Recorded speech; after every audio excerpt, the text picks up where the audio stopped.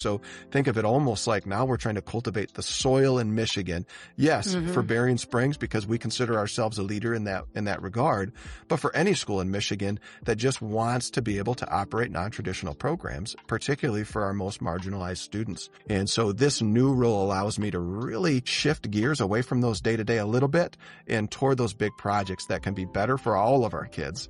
And when I say our kids, I say, yes, our Berrien Springs, our Link Learning, West Michigan Virtual Academy, Success Virtual Learning Centers in Michigan, all of our kids, but beyond that as well for all districts that are really trying to do that work for kids in their communities. Hello, everybody, and welcome to the Brighter Together podcast. My name is Janet Courtney, and my special guest today is Mitch Cumings. And Mitch is the Chief Strategy Officer at Berrien Springs Public Schools in Berrien Springs, Michigan. Mitch, thanks for coming, and I'm so happy to have you here. Thanks so much for the invite. I'm glad to be able to talk a little bit about what we do. I think we are surrounded by some really remarkable people toward a really remarkable mission, and we love talking about it. We love sharing our story, and also sharing our vision for what comes next for us. Awesome. So tell me about it. The floor is yours. I'm excited to hear about it.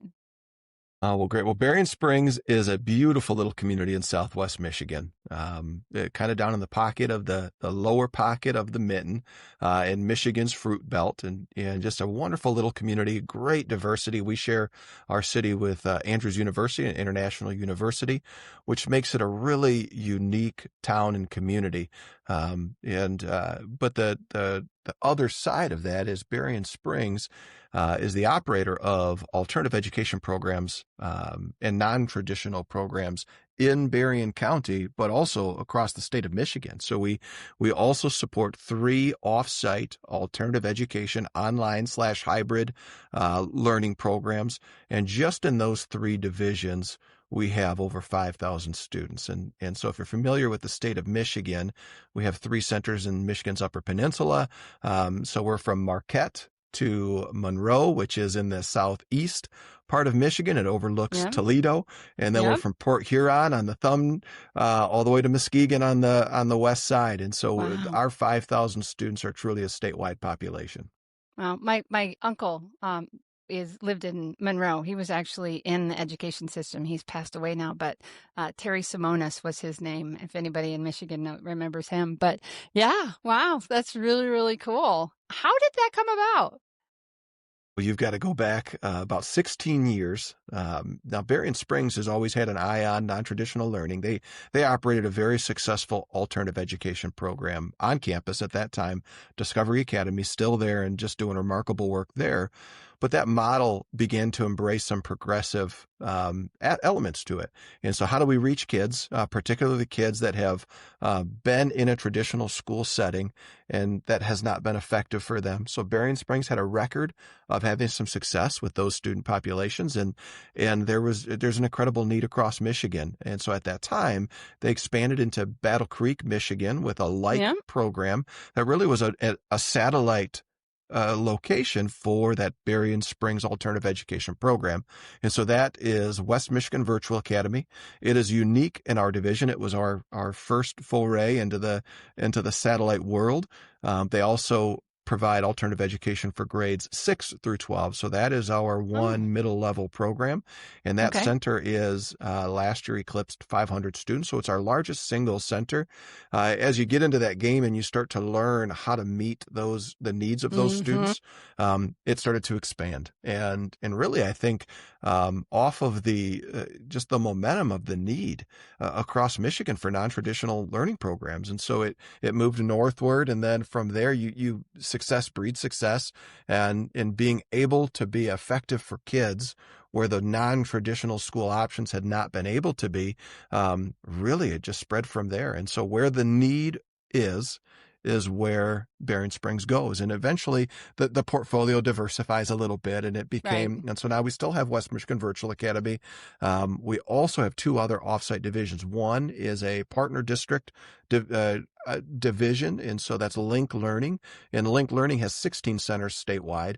And what we do with that division, we go and partner with other school districts. So we become an extension of our partner districts. So we kind of come in, they have identified a need for alternative learning and an online 24/7 access environment, and we become an extension of them. So they're referring students to us, and we're communicating very closely with those districts, and we're meeting the need of those kids in that district and in that region.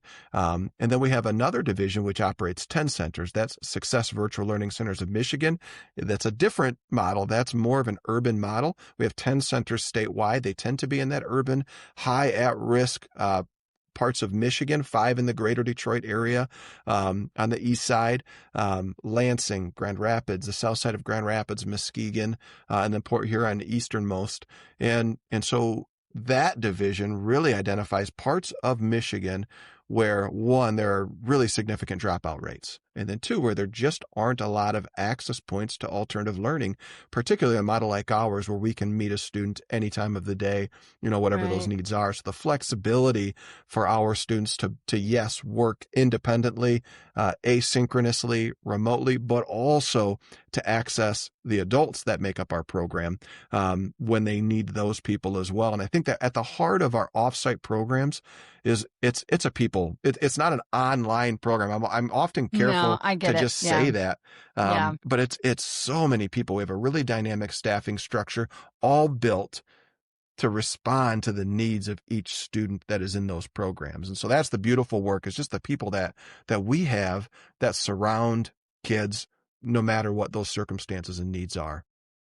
Yeah. And when you have something that works and you make it so that others don't have to reinvent that wheel, that's amazing. That is just an amazing thing. And I had no idea I knew a little bit about Berrien Springs, but I had no idea all of that was happening. That's so fantastic. So it's remarkable. I tell people we have 5,000 kids and 5,000 stories, and we're built to meet those circumstances. And that's what's really wonderful about our work is each student is a unique project. We're not, the school system is not the project itself. The student is the project. We're going to design and flex around what that student's needs are. And that I tell you, that's the real joy, is when you're able to meet those needs for such a dynamic group of students. Well, and it's so rewarding for the teachers and the staff too, to have that freedom. I'm a speech therapist. I know about kids' needs and things that there's nothing like coming in as an SLP and coming into a session as a speech pathologist, knowing these kids really well. And I'm talking about online because I've been doing online since 2011, and knowing something's wrong. The second that they log in, that, and everything goes out the window, because it's like, nope, there's something happening with this child that has changed from the child that I saw last week. And everything gets pushed to the side, and you go, hey, so you're not in the same place, or you look sad, or whatever. And having the freedom to figure out what happened. A lot of times it's, mom got mad at me today, or, something trivial, or it could be, grandma passed away, or the dog died, or, we had to move suddenly, or, who knows, a million different things. But and I have a feeling that's a little bit of how it is for you guys, because if you're talking about individual stories, you have to, immediately when you see something like that, as a therapist, as a teacher, you adapt. Mm-hmm. And in our programs, we take away the time element. And so I'm a traditional educator. I'm a recovering language arts teacher, and football and powerlifting coach. And I did those things. And I've been a middle level principal. So I've been a secondary principal for a handful of years as well. And in those spaces, those brick walls are close and they don't flex very well. And so we oftentimes, in those spaces, when a student comes into a classroom, we train teachers, and we expect teachers to identify those things. When a student comes in and not all is well, but I've got 30 other kids, and I can't pause I can't pause life and the world for the other 30 kids to really hyper focus on the one. Well, in our world, we can. We Yeah. we we eliminate a lot of the rigidity of a traditional school setting, and we allow ourselves then to hyper focus on each kid when that need arises. And so when we notice that, as you just expressed, we can stop the world. We can Mm-hmm. hit the pause button and we can focus on the kid so that at some point in time that student can access learning and be an effective learner. But we can pause all of that. That doesn't have to be the priority. Um, the student becomes the priority in that Yeah. circumstance. It reminds me of the Bible story about the shepherd who goes after the one lost sheep, Mm-hmm. leaves the 99. Not that he's leaving them behind, but they're in a safe space, but that one is lost and we have Mm-hmm. to, whew, so good. Yeah, So yeah, good. and So that's the good. work Love we get that. to do every day. Isn't that just Yeah. beautiful? It is beautiful. It is absolutely beautiful. So, how did you become the chief strategy officer? How did that happen? Oh, that's a great story. I doubled down on alternative education. Goodness, 7 years ago, I was a middle school principal, and I had actually, my first administrative position was in Berrien Springs, and so I became an athletic director, a high school assistant principal, then a middle school principal there, and so then I had come back to the district I first started teaching in as a middle school principal. But while in Berrien originally, I was the McKinney-Vento homeless liaison, and at that time, our off-campus programs were really starting to emerge. But I had kids in the Upper Peninsula who were homeless students, and I'm trying to work through and connect them to resources. And that never left me. I had a student who was back and forth across state lines from Wisconsin to Michigan and back again, depending on the mental status of each parent on each week. And so it was a really flex situation for a student. There's no traditional school program that could meet the life circumstances for that child. And so here I go into another traditional setting, trying to, remodel the walls of a brick and mortar building. And you just run into scenarios where you don't have the flexibility. And so I doubled down. I stepped out of that role in that district. I took over the non-traditional programs, our preschool, before school, after school, summer school, parochial partnerships for that district and our virtual ed program. And I just knew that was the direction for me. It was toward non-traditional learning models. And then I started my PhD journey in instructional design and technology, all around that mission that we can do school differently. Mm-hmm. And different doesn't necessarily mean that old is bad and Right. new is better. It's just that the traditional doesn't meet the needs of all. Right. And so I really doubled down. I said, that's my mission, my focus, my legacy in education is that non-traditional route. And at some point in time, I had been in that game for, another 4 years, just working through those non-traditional programs, building and optimizing those. And then, Berrien Springs, our paths crossed again. I mean, you end up back in, the program that does that most likely at the highest rate of any school district in Michigan. And so it was a really natural return to Berrien Springs for me. And for 2 years, I was the director of offsite and alternative learning. And so I was very close to the day-to-day operations, working with those three divisions, working with those teams. And so in this new role, it's a step away, but I get to focus on much larger projects. So think of it almost like now we're trying to cultivate the soil in Michigan. Yes, for Mm-hmm. Berrien Springs, because we consider ourselves a leader in that regard, but for any school in Michigan that just wants to be able to operate non-traditional programs, particularly for our most marginalized students. And so this new role allows me to really shift gears away from those day-to-day a little bit and toward those big projects that can be better for all of our kids. And when I say Right. our kids, I say, yes, our Berrien Springs, our Link Learning, West Michigan Virtual Academy, Success Virtual Learning Centers in Michigan, all of our kids, but beyond that as well for all Right. districts that are really trying to do that work for kids in their communities. Wow. That's fantastic. And so the other question that comes up is I'm thinking and just going, wow, the amazing things you're doing. How is it funded? How does We're that a pub, work? yeah, we're a publicly funded school.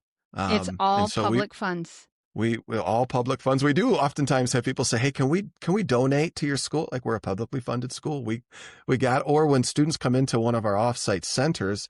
Now, again, depending on which part of the state they're coming from, they might be coming from a very rural setting where they've never seen a new chair or a new desk.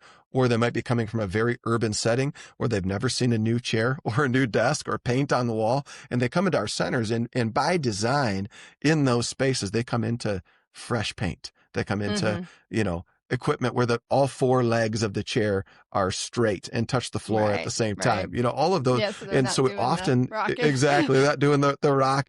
And oftentimes it's, well, how much do I have to pay to come here? You don't have to pay to come here. Just if this is for you, we're here for you. We're publicly funded that way. So it is unique in Michigan in that our Success Virtual Learning Centers model is a cyber charter model. And so Berrien Springs operates as the educational service provider. And so in that particular model, because of where and how we operate, it may look very similar to our other models, different populations and different communities. So that model is funded still with public funds. Although in Michigan, sadly, our cyber charter programs have been targeted for budget cuts year over year. And so that's a part of the work we have to do. We have to advocate for those programs and those kids and say, no, these high at-risk kids, we know when we look at all the research, we know it takes more resources to educate a significantly at-risk kid.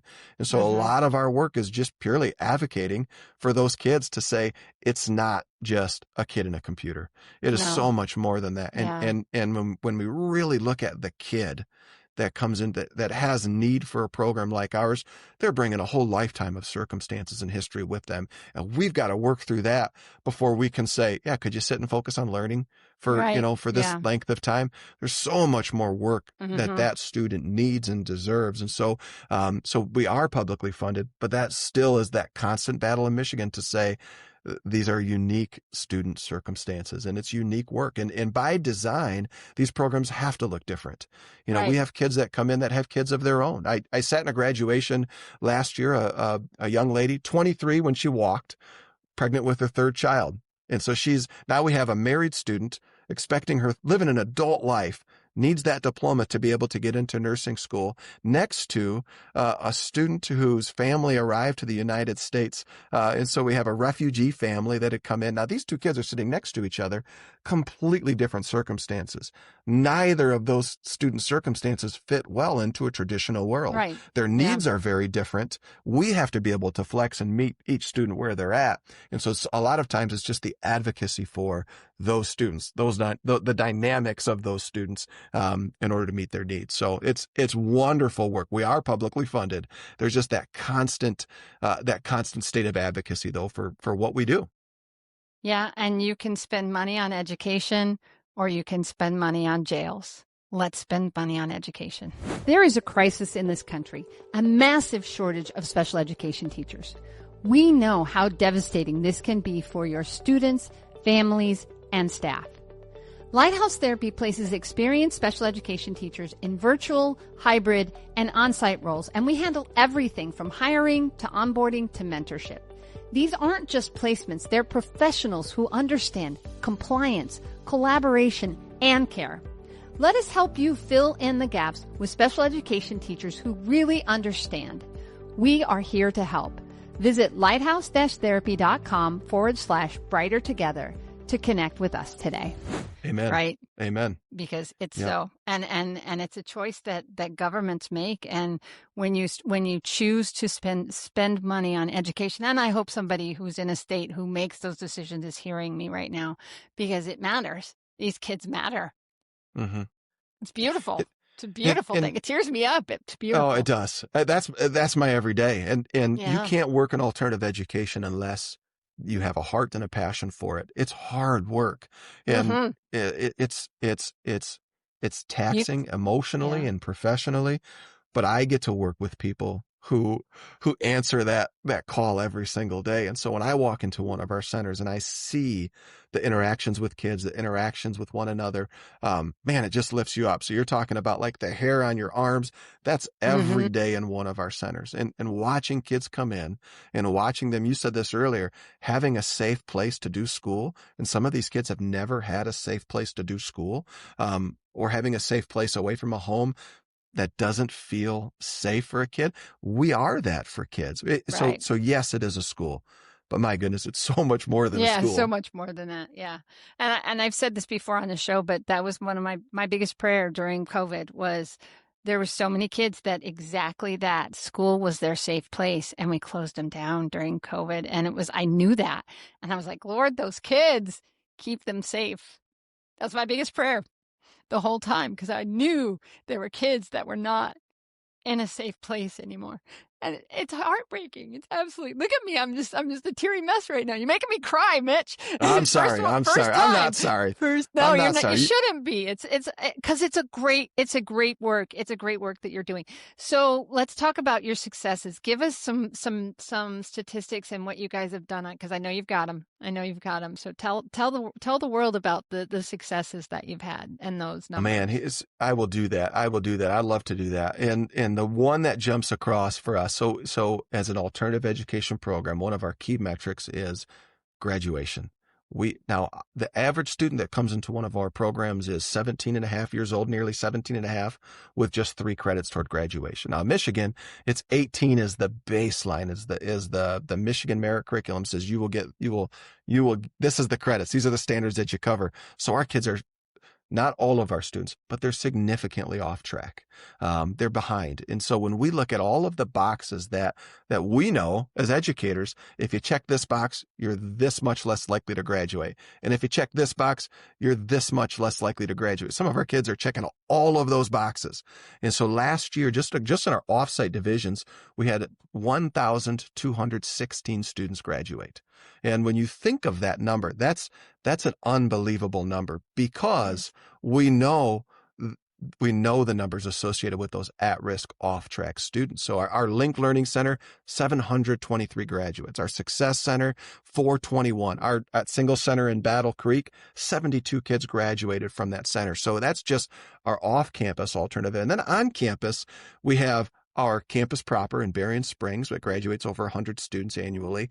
And then also our alternative education program there, which graduates a number of kids. So across Michigan, Berrien Springs has helped over 1,300 students last year graduate from high school, which is just, it's an unbelievable number. And it just represents students, yes, choosing our programs when it's much easier to drop out. And the kids that end up in our program, they are at risk to drop out, or they have already dropped out and are returning to school. And so the easier pathway is not to come to one of our programs. It is the harder route. And then to do it and get across the finish line and earn that diploma is unbelievable. So we're over 1,300 kids last year that received a diploma. And you had mentioned earlier that we fund prisons at a rate. We know what the dropout to prison pipeline looks like as well. Those rates are so high.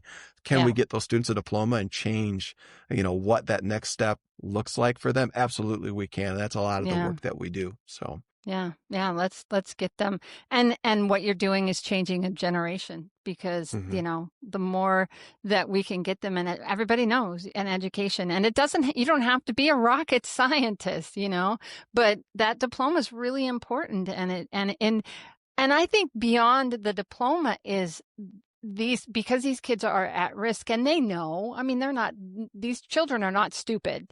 They know that they have been handed a losing hand, so to speak, right? They know that. But for them to be successful, to come and to have that win, to walk across the stage at graduation, woohoo, right? It's gotta be such an amazing thing, for them. Yeah. And so I get to see those every year. Yeah. So you got a chance to tear up earlier. Now it's my turn, Yeah. because when you go to those events, it is a family event. It is a community event. Right. And so the students know what they did to get there. Those families know what those students overcame. And sometimes because the family members didn't overcome those challenges. You had this generational poverty or these generational circumstances that they weren't able, to earn that diploma. Now here it is, and you're breaking a cycle, and that is on that stage. Yeah. every graduation Yeah. that we have, that's what's on the stage. It's a piece of paper, but it's the story that Right. goes with that piece of paper that is Mm-hmm. so incredible. And Yeah. it is a celebration. It is. And we encourage those it is such a celebration for so many. Yeah. And, For and sure. then if you go into the details, right, of that, when you look at the statistics in Michigan, it's the lifetime earnings of somebody with a high school diploma versus a lifetime earnings of somebody without. It's over $900,000 over Yeah. the lifetime earnings, not to mention, the age of retirement and you have all these other factors, but it's a cycle breaker. It Yeah. is for sure. Yeah. I had heard that.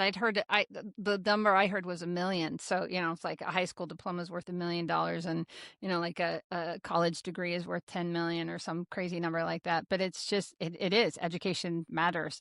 And you can get an education in so many different ways and vocational schools in lots of different ways. You don't have to go to a traditional college to get an education. I didn't do it right. I graduated obviously with high school, but then I didn't know what I want. I was 17, right? I went to school for a year, lost my scholarship because I was free, right?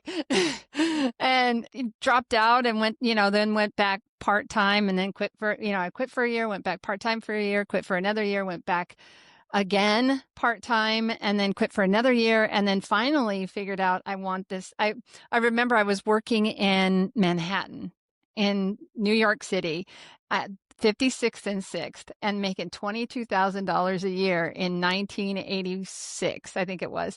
You can't live. And I was living in Westchester County, which is one of the most expensive counties in the United States to live in. And I was broke. I was absolutely broke. And the guy that I was working for, he was no smarter than I am. And I looked at that and I went, nope, I need to get my education. So I finally, buckled down, figured out I was older, obviously, but went back and got my bachelor's and went straight to my master's because to be a speech therapist, you have to have your master's degree. But it was 5 years. It was 5 years but the funny thing was once I went back to school, then I graduated summa cum laude because I knew I was paying for it. I wanted to be there. I knew what I wanted. But so, it's a different story, but it's like, you just have to fight for what you want in this world. And these kids are fighting for them and you're helping them to fight for what they want, which is so, and it's a work that is, there's no measuring it on this side of heaven, for sure. For sure. So, No, amen all to right. that. Yeah. So I have one other question I try to ask most of my guests. And this is going to be a hard one for you because I'm sure when I say it, there's probably going to be 20 things that come to mind, but you can only pick one and it can't be money because we all want more money for our programs or for whatever, right? But so the question is, if you could and I say miraculously because I'm a Christian, you can magic wand it all you want. I don't care. But I believe God can do what God can do. And if we talk about things that God can do, he absolutely hears us. But if you could miraculously fix one thing in your world, just one thing that you never had to worry about it again, what would it be? Goodness, one thing in the world or one thing in the school? I'm going to stay with the school world. Meaning in your world of your work is what I'm saying. Yeah. Like one thing that you see that you wish was just not there or whatever. It goes to the heart, it's a question that goes at your heart. Well, I followed your podcast, and so I knew this question was coming a little bit. So I'm a little bit prepped for it, FYI. If I could change one thing, it would just that every student have a representative voice. And when I think legislatively, our legislators carry the burden of the burden of an entire community or an entire state. And there's no feasible way for them to be expert in all of the things that they influence. And so if I could shift one thing, it would be that there's a pathway to have voice, true representative voice, where the needs of our students are represented by the people who are working most closely with us and those students themselves, right? And so I really wish that were the case, that if we passed legislation pertaining to schools, that has gone through and had collective voice from the schools, right? And that's great. And that would be the thing, is that we really have true understanding around the impact of those decisions. And so I'm blessed because that's some of the work I get to do, right? And so Yeah. I'm a little bit biased toward that, and I get to wake up and work toward that goal and toward that mission. But I do feel often like that's the missing link in a lot of times, whether you're in a big business, an organization, and in any large organization, communication, voice, transparency, those are all things that can become barriers to being what you could possibly be. Right. And I think legislatively, a representative voice that really truly considers the needs of each student, not the needs of students, but the needs of each student, and a true understanding of the impact of those decisions. Amen. That's a great one. That's a really great one. All right. So Mitch, we've lit a fire, I'm sure, under some people that are hearing this today. And today right now is September 4th. So you're going to probably hear this maybe the end of October, maybe the beginning of November. We're about 6-8 weeks out, but I know there are people that are going to be impacted by this conversation. So where do they find you? How do they find what's going on there? How do they reach out? I know Berrien Springs isn't hard to find, but how do they come to you and say, "Gosh, I know we have this," or maybe they just want to work for you? How do we go about that? Well, maybe we'll even plug in some links into the podcast intro or something like that. Yeah, absolutely. We can do that. If you want to understand our mission, I would say first and foremost, go to homeoftheshamrocks.org. That's our Berrien Springs home webpage. Through that portal, you can find our offsite campus links and our on-campus non-traditional links. I would also really encourage people to get into our YouTube channels, our linklearning.org and our Success Virtual Learning Centers of Michigan and West Michigan Virtual Academy. If you want to be inspired and moved by the stories of some of our kids, get into that space. Those would be good pages. If you're looking for Mitch Cumings, you can find me on LinkedIn. That's a really good way, or just shoot me an email, mcummings@homeoftheshamrocks.org. And so if you're looking, you'll find us. I'll share this as well. I've got to make sure I make this plug. I'll build off that last statement. There are so many remarkable people in this work, in Berrien Springs and beyond. And so when I talk about voice, that representative voice, we have some of the most determined, gritty professionals in education, and they've got so much. So when I say that, this is not a Mitch Cumings game, and it's not even just a Berrien Springs game. It is a whole collaborative effort of people that are just working purely from the mission of, I see that student. How do I meet the needs of that student?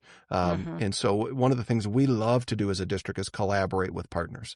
And so if you're so moved by this podcast and you're like, how do I help that? Or how can they help me? Please don't hesitate to reach out. We just truly believe that we can be better through the partnerships that we have. And maybe there's something that we can offer to lift other people up as well. Yeah, absolutely. Fantastic. Absolutely. I love doing this. This has been one of my favorites. Mitch, it's just been such an incredible pleasure to have you on and to hear about the amazing things that are happening in Michigan and at Berrien Springs and in your life. It's just game changers. These are game changers, right? We are brighter together for Amen. sure. Thank you so much. Thanks for the opportunity. I appreciate it greatly.